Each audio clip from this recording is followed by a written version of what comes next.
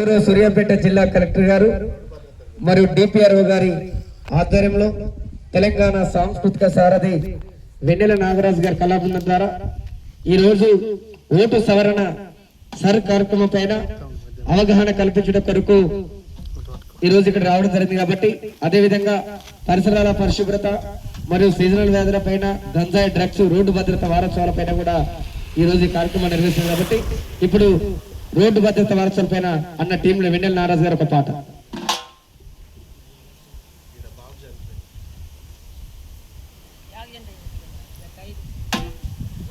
ప్రమాదంలో కన్ను మోసిన కొడుక నీ కన్న కలలను